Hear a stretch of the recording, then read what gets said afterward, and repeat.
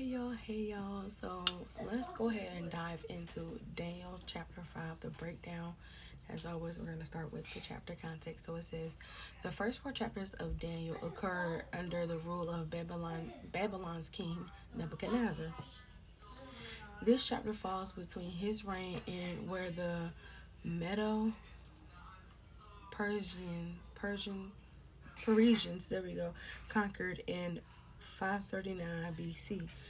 The chapter focuses on Belshazzar, who may have ruled Babylon concurrently with his father Nabonidus. This was probably from 553 BC until his death 539 BC, when the city was captured. After this, Daniel serves under Darius and or Cyrus. Y'all had this bank screen big. I be trying to play myself. Okay, so let's get into the breakdown part 1. So in discussions of biblical historical accuracy, this passage is among the most common addressed. Taken literally, indirectly, and directly, the progression of kings given here conflicts with commonly accepted history. The primary criticism of this passage is that Nebuchadnezzar did not have a son named Belshazzar, nor was Belshazzar the last recorded king of Babylon prior to its fall. However, the biblical text is brief and subject to various interpretations. Also, ancient historical records of that era are often contradictory, vague, or incomplete. Untangling the various options could fill multiple books. Many have been written for that purpose. So, among the more reasonable explanations involves regional names, building on the common occurrence of a person being known by different names in different times or places. Belshazzar might be used here as another name for who? Evil Murdoch.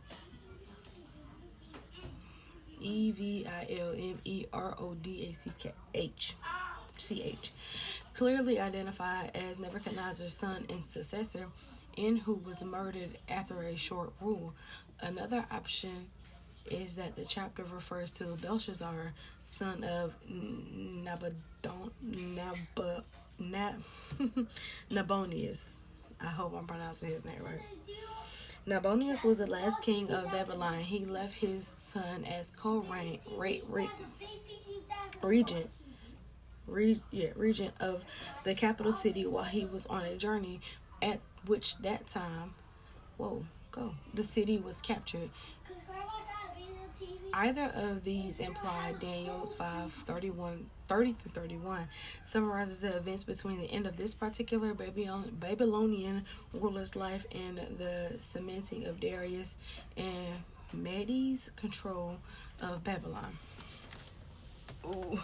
Sometime after Nebuchadnezzar's period of insanity, Daniel's 4:33-37, Belshazzar holds an enormous party for himself and other nobles. Daniel immediately notes the king's consumption of wine, then specifies that it was after drinking that Belshazzar made a fateful choice. And that's fateful as in FATEFUL. He orders the scarce sacred subject to capture. Slow down, girl. He orders the sacred objects captured by Nebuchadnezzar. Exodus 30:22-29, Daniel's 1:1-2, to be brought to the party. There they are used as props during further drinking and toast to idols. Daniel's 5:1-4. Without warning, the king and others see disembodied figures writing.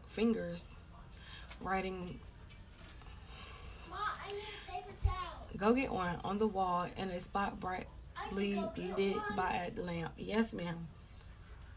The ethereal fingers, the strange writings, the location on the wall, and the suddenness makes it clear that this is a supernatural event. The king is terrified. Daniel's description may mean that he collapsed from fright. Immediately, Belshazzar begs for an explanation. He offers a great honor and position of power. None other advisors can explain the words In fact, they cannot even read them, suggesting Ma'am, park it. Suggesting they were a foreign script or code. This rekindles the king's fear. Daniel 5:5-9. The woman who speaks next does not seem to be one of Belshazzar's wives or concubines. She is most likely the widow of a former king, or possibly the queen mother. She arrives at the banquet hall and suggests Belshazzar consult with Daniel. She refers to Daniel using phrases like those spoken by Nebuchadnezzar, Daniel 4:8. She notes Daniel's ability to explain such things and encourages the terrified king to call the captive Hebrew. When Daniel arrives, the king once again promises great rewards if Daniel can explain what has happened, and that's Daniel 5:10-16. Few characters in scripture, my goodness, in scripture exhibits as much raw courage as Daniel.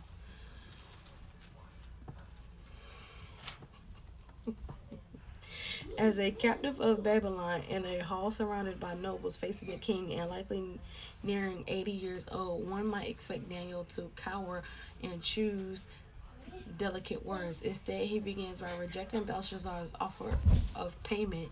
Then he briefly explains the incident when Nebuchadnezzar was humbled by God. Okay?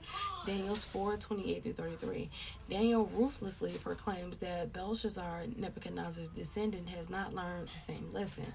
Instead, he is rebellious, profane, and dishonorable. Daniel 5:17-23. For that reason, says Daniel, God sent the hand to write the message for Belshazzar. This comes in the form of 4 words, which are either Aramaic or derived from Aramaic language. Whoa, I don't even know how to put it out. Many, Tikel, and Parson. Mene is Mene, implies counting. Tekel, Tekel, refers to weights, and Parson, Parsin, means separation or splitting. Daniel explains these words are an omen. God has assessed Babylon counted out its days, found it inferior, and planned to divide it. The nation will be conquered. Daniel suddenly changes the last word from plural to singular, highlighting how similar Paris is to Paris or Persia. Daniel's 5:24-28. Belshazzar makes good on his promise to give Daniel riches and honor. No other details of his reaction are given. Whatever he might have thought or said, the prophecy is fulfilled immediately. The king dies that very night. Good God. While the Bible does not say exactly how, it implies the city fell to a siege which had been ongoing. Daniel's summary is extremely brief, skipping to the next important figure in his story. And that's Daniel's 5:29-31. All right, y'all. Come back for part 2.